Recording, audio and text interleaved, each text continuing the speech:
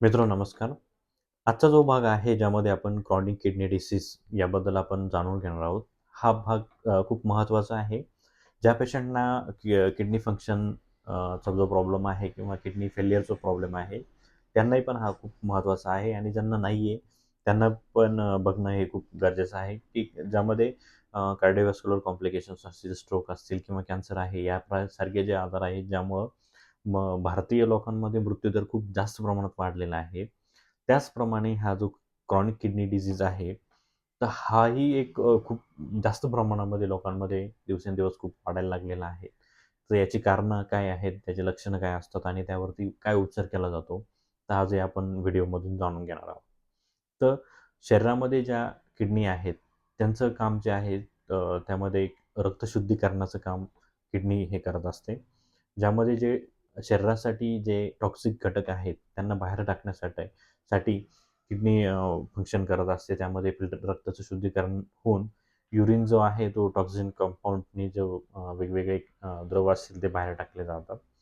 तर त्यामध्ये किडनी फेल्युअरमध्ये सगळ्यात महत्त्वाची गोष्ट होती, की जे किडनी फिल्ट्रेशन जे आहे ते हॅम्पर होतं आणि शरीरामध्ये वेगवेगळे जे टॉक्सिन्स कंपाउंड आहे, टॉक्सिक घटक आहेत, तेही रक्तामध्ये साचायला लागतं आणि त्यामुळे पेशंटला त्रास व्हायला लागतो. त्याचप्रमाणे किडनीचं फक्त एक्सक्रिशन किंवा जे फिल्ट्रेशन हेही काम नाही, तर किडनीचे वेगळी अजून काही फंक्शन्स आहेत, ज्यामध्ये इरिथ्रोपोएटिन नावाचा जो हार्मोन आहे, जो की पांढऱ्या रक्तपेशी किंवा हिमोग्लोबिन तयार होण्यासाठी मदत करतो. तेही किडनी तयार करत असते. त्यामुळं ज्यावेळेस किडनी फेल्युअर होतं पेशंटला, तर त्यावेळेस पेशंटना ॲनिमिया म्हणजे अ, मग दम लागणं किंवा हिमोग्लोबिन कमी होणं, तर ह्या टाईपचे लक्षणं पेशंटला यायला लागतात. तर यामध्ये असं ज्यावेळेस किडनीचा त्रास होतो, त्यावेळेस वेगवेगळ्या ज्या सिस्टम्स आहे शरीरामधल्या त्यांचे पण फंक्शन हॅम्पर व्हायला लागतात. तसा एक कॉम्प्लेक्स आजार आहे ज्याला सी म्हणजे क्रॉनिक किडनी डिसीज असं म्हटलं जातं. तर यामध्ये सगळ्यात महत्त्वाची जी गोष्ट आहे, की किडनी जे रक्त फिल्टर करते, हे एका विशिष्ट वेळेमध्ये, विशिष्ट प्रमाणामध्ये, क्वांटिटीमध्ये रक्त फिल्टर करत असते. या युनिटला जी-एफ-आर असं म्हटलं जातं. म्हणजे ग्लोमेरुलर फिल्ट्रेशन रेट. म्हणजे एका मिनिटाला साधारणतः किडनी जे आहे किती फिल्टर करते यामध्ये एस्टिमेटेड जी-एफ-आर यामध्ये आपण रिपोर्ट करत असतो पेशंटचा. तर यावरती पेशंटची जी स्टेज आहे ही ठरली जाते. साधारणतः 120 जो आहे हा 120 जो आहे हा नॉर्मल ग्लोमेरुलर फिल्ट्रेशन रेट आहे. आणि क्रॉनिक किडनी डिसीजच्या ज्या स्टेजेस आहेत, ज्यामध्ये स्टेज 1, स्टेज 2, स्टेज 3 त्यानंतर 4 आणि 5 अशा ज्या स्टेजेस आहेत, ज्यामध्ये जनरली पेशंट पहिली आणि दुसऱ्या स्टेजमध्ये जनरली ज्यावेळेस 90च्या पुढं असतं जे-एफ-आर, त्यावेळेस पेशंट असिम्प्टोमॅटिक असतो, ज्यामध्ये पेशंटला कुठलाही त्रास नसतो. परंतु ज्यावेळेस जी-एफ-आर जो आहे तो 60च्या खाली यायला लागतो, म्हणजे स्टेज 3-4 यामध्ये ज्यावेळेस जायला लागतो, तर त्यावेळेस प्रामुख्याने पेशंटला खूप जास्त लक्षणं जाणवायला लागतात. त्यामध्ये ज्यावेळेस वेगवेगळे कंपाउंड्स जे आहेत जे रक्तामध्ये साचायला लागतात, त्यामध्ये क्रिएटिनिन असेल किंवा युरिया असेल, युरिक ॲसिड असेल किंवा अजूनही वेगवेगळे जे टॉक्सिक कंपाउंड जे आहेत, जे शरीरासाठी हानिकारक आहेत, ते ज्यावेळेस रक्तामध्ये खूप जास्त साचायला लागतात, त्यावेळेस पेशंटला वेगवेगळे त्रास सुरू व्हायला लागतात. त्यामध्ये प्रामुख्याने पेशंटला खूप जास्त दम लागणं, श्वासाचा आपला जो आहे खूप जास्त प्रमाणामध्ये गती वाढते. त्यानंतर पेशंटच्या चेहऱ्यावरती खूप जास्त प्रमाणात सूज यायला लागते. जेवण करावंसं पेशंटला वाटत नाही किंवा खाल्लेलं पचत नाही किंवा अजूनही दुसरे काही दुसरे सिस्टमचे जे आजार आहेत ते पेशंटला सुरू व्हायला लागतात आणि ज्यावेळेस पेशंटचा आपण रिपोर्ट वगैरे करतो, साधारण सी-बी-सी किंवा ज्यामध्ये क्रिएटिनिन केलं जातं. तर त्यावेळेस क्रिएटिनिन जे आहे ते खूप हाय दाखवलं जातं. मग ज्यामध्ये पेशंटचं तीव्रतेनुसार क्रिएट जे आहे ते वाढलेलं असू शकतं. म्हणजे 2, 3, 4, 5 कितीही पण असू शकतं. तर यामध्ये दुसरे जे कॉम्प्लिकेशन्स पेशंटला होतात, जे सांगितल्याप्रमाणे किडनीचं जे फंक्शन आहे, फिल्ट्रेशन तेही हॅम्पर व्हायला लागतं आणि दुसरं जे आहे की हार्मोनल जे फंक्शन आहे, ज्यामुळं इरिथ्रोपोएटिन नावाचा जो हार्मोन किडनी तयार करते, त्यामध्ये आपल्या ज्या लाल रक्तपेशा आहे किंवा हिमोग्लोबिन आहे, ते तयार होण्यास मदत होते. तेही हॅम्पर होऊन पेशंटला ॲनिमिया व्हायला लागतो, रक्त कमी होऊन जातं. तर असे वेगवेगळे जे प्रॉब्लेम आहे ते सी-के-डीमध्ये होत असतात. जनरली याचे जे तपासण्या वगैरे असतात त्यामध्ये पेशंटला ई-जी-एफ-आर किंवा किडनी फंक्शन टेस्ट, आर-एफ-टी आपण ज्याला म्हणतो, रेनल फंक्शन टेस्ट, ही पेशंटला सजेस्ट केली जाते. त्यामध्ये आपल्याला पेशंटचं कोणत्या स्टेजमध्ये आहे, फंक्शन किती डॅमेज आहे, किती सुरळीत आहे, हे आपल्याला कळतं. आणि ज्यावेळेस शेवटची स्टेज असते त्याला end stage renal disease, E-S-R-D असं म्हटलं जातं. ज्यामध्ये जी-एफ-आर जो आहे तो 15 पेक्षा खूप कमी होऊन जातो. ज्यामध्ये पेशंटला आपण क्रॉनिक किडनी फेल्युअरमध्ये असं सांगितलं जातं की कंप्लीट फेल्युअरमध्ये आहेत आणि ज्यामध्ये पेशंटला डायलिसिस करणं कंपल्सरी असतं. तर सी-के-डीमध्ये अशा वेगवेगळ्या आपण ज्या बघितल्या की स्टेजेस आणि त्याचे लक्षणं वगैरे बघितले. तर सी-के-डीमध्ये प्रमुख जे कारणं आहेत त्यामध्ये स्पेसिफिकली डायबिटीज म्हणजे 20 ते 40% लोकांमध्ये डायबिटीज हा एक कॉम्प्लिकेशन, अ, ज्यामध्ये डायबेटिक नेफ्रोपॅथी हे खूप कॉमन आहेत.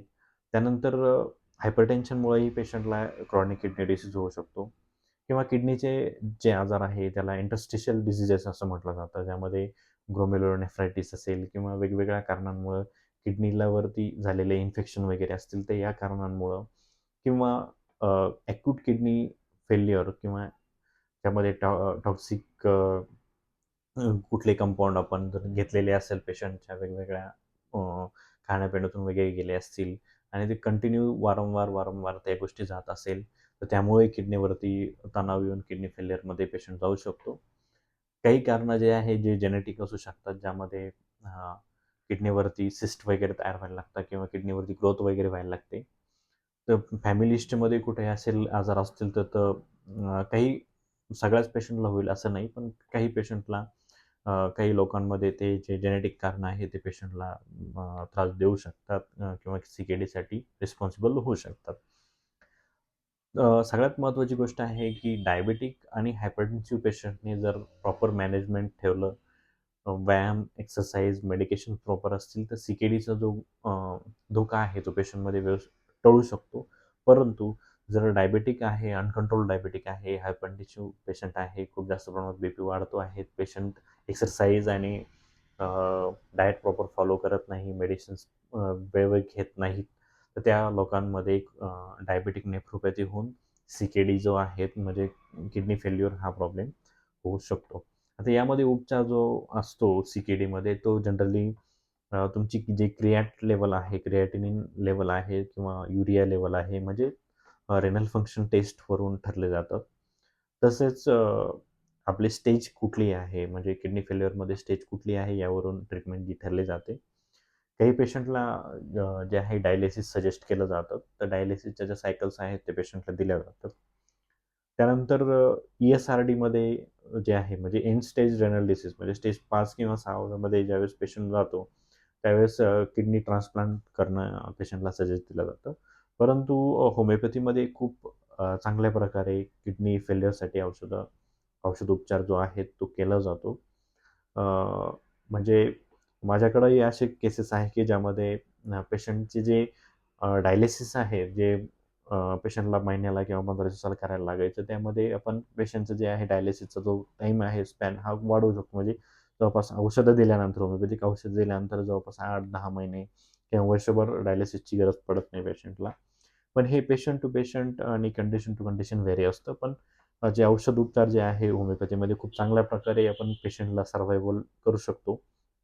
किडनी फंक्शन आहे, किडनी फंक्शनमध्येही आपण चांगल्या प्रकारे पेशंटला रिझल्ट देऊ शकतो. म्हणजे रिव्हर्सिबल असं म्हटलं जातं, की एकदा किडनीचं फंक्शन डेफिसिट झाला, तर ते पुन्हा रिव्हर्स होत नाही. परंतु होमिओपॅथिक औषधांना आपण ते जे आहे प्रमाण, हे चांगल्या प्रकारे रिकव्हर करू शकतो. ज्यामध्ये फिल्ट्रेशन रेट आहे, मूळ जो आजार आहे यामध्ये, की फिल्ट्रेशन रेट जो आहे, तो वारंवार पेशंटमध्ये कमी-कमी होत जातो.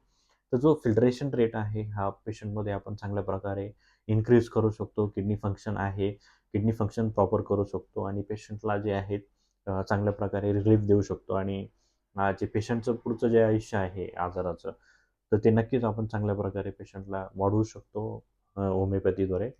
असे भरपूर केसेस आहे, की क्रॉनिक किडनी फेल्युअरमध्ये होमिओपॅथीमध्ये खूप चांगल्या प्रकारे सर्व्हायव्हल रेट आहे आणि खूप चांगल्या प्रकारे होमिओपॅथीमध्ये ट्रीटमेंट केली जाते. सोबत काही पेशंटला डायलिसिसची जे आहे खूपच एंड स्टेज रेनल डिसीजमध्ये ज्यावेळेस जातो, तो सोबत कॉन्करंट किंवा कंजॉइंट होमिओपॅथिक आणि डायलिसिस जे आहे ते पेशंटला आपण सजेस्ट केलं जातं. ज्यामध्ये पेशंटचं ज्यावेळेस डायलिसिस करून ज्यावेळेस क्रिएट लेवल किंवा युरिया वगैरे लेवल नॉर्मल केली जाते. पेशंटचे जे तात्पुरते जे लक्षणं आहेत ते कमी करून होमिओपॅथी ट्रीटमेंट देऊन पेशंटला जे आहे ते चांगल्या प्रकारे आपण रिकव्हरीकडे घेऊन जाऊ शकतो. सो सगळ्यात महत्त्वाची गोष्ट यामध्ये या व्हिडिओतून सांगण्याची आहे की जे पेशंट डायबेटिक किंवा हायपरटेन्सिव्ह असतील, त्यांनी त्यांचे जे औषधं आहेत ते डॉक्टरांच्या सल्ल्यानुसार व्यवस्थित रेग्युलर घेणे, त्याचप्रमाणे डायट आणि एक्सरसाइज प्रॉपर करणे हे खूप गरजेचं आहे. ज्यामुळे जे हे सी-के-डीचा जो प्रॉब्लेम आहे, क्रॉनिक किडनी डिसीजचा हा पेशंटला होणार नाही. या पद्धतीने आपण काळजी घेणं खूप गरजेचं आहे. So I hope this video is helpful for you. So thank you so much.